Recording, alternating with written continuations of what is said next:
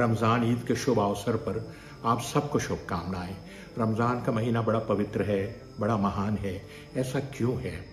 पवित्र कुरान में ये बताया गया, शहरु रमज़ान अल्लज़ी उन्ज़िला फ़ीहिल कुरान हुदल लिन्नास व बय्यिनातिम मिनल हुदा वल फुरकान, कि रमज़ान वो महीना है जिसमें कुरान को भेजा गया। ये सारी मानव जाति के लिए मार्गदर्शन है। इसमें निशानियां हैं बड़े स्पष्ट रूप से कि ये खुदा की किताब है, और फिर ये ऐसी किताब है जो सत्य और असत्य में, खरे और खोटे में पहचान बताती है।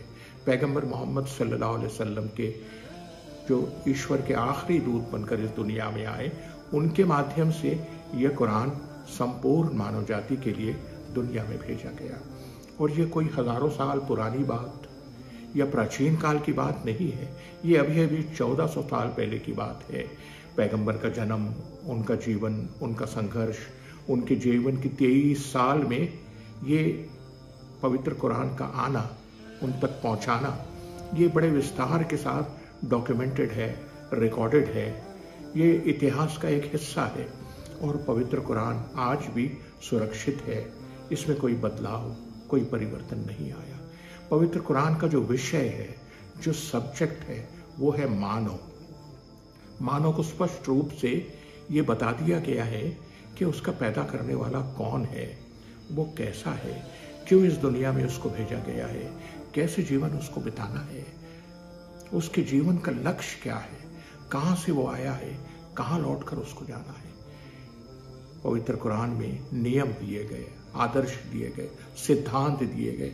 एक तरह से मानव जीवन का कोड ऑफ कंडक्ट है।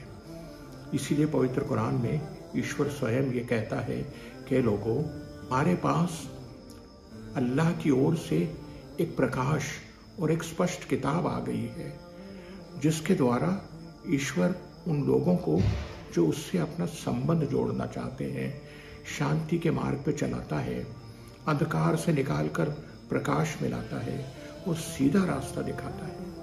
एक और जगह ईश्वर कहता है, ये लोगों को क्या हो गया है कि ये ऐसे रास्ते पे चलना चाहते हैं जो ईश्वर का बताया हुआ नहीं है, जबकि धरती और आकाश में जो कुछ है वो ईश्वर की आगे समर्पित है। वो उसी की आज्ञा का पालन कर रहा है और उसी की तरफ लौट कर उन सबको आना है। रमज़ान का महीना कुरान का महीना है। इसी महीने में 30 दिन के रोजे भी रखे गए हैं। रमज़ान, कुरान और रोज़ों का एक अटूट संबंध है। इसको समझना ज़रूरी है। पवित्र कुरान में बिल्कुल शुरुआत में पहले श्लोक में यह कह दिया गया, हुदल लिल मुत्तकीन, कि देखो ये किताब से वही लोग फ़ायदा उठा सकते हैं जिनके जीवन में तकवा हो। और फिर रोज़े का पर्पस भी ये बताया गया, लअल्लकुम तत्तकून, कि ईश्वर चाहता है कि तुम्हारे जीवन में रोज़ों के माध्यम से तकवा आ जाए। ये तकवा क्या है? तकवा उस एहसास और उस चेतना को कहते हैं कि मेरा प्रभु मुझे देख रहा है। ये दुनिया का छोटा सा जीवन मेरे लिए एक परीक्षा है।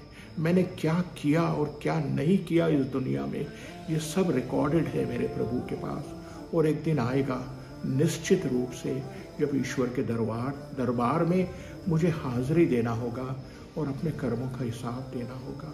जब मैं लौट कर मेरे प्रभु के पास जाऊं, वो मुझसे खुश हो जाए, मुझसे प्रसन्न हो जाए। ईश्वर की नाराजगी से बचने की चिंता और उसको खुश करने का संघर्ष, यही तकवा है। तकवे का दूसरा नाम गॉड कॉन्शियसनेस है। हमेशा खुदा को याद रखना, कभी नहीं भूलना।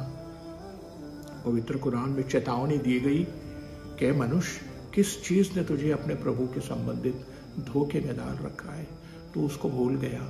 वही तो है जिसने तुझे जीवन दिया, वही तुझे मौत कर देगा, वही तुझे दोबारा फिर जिंदा करेगा। उसी के पास तुझे लौट कर जाना है। कदम कदम पर, पग पग पर, जीवन के हर मोड़ पर इंसान को अगर खुदा याद रहे तो फिर वो भला इंसान बनकर दुनिया में जीता है।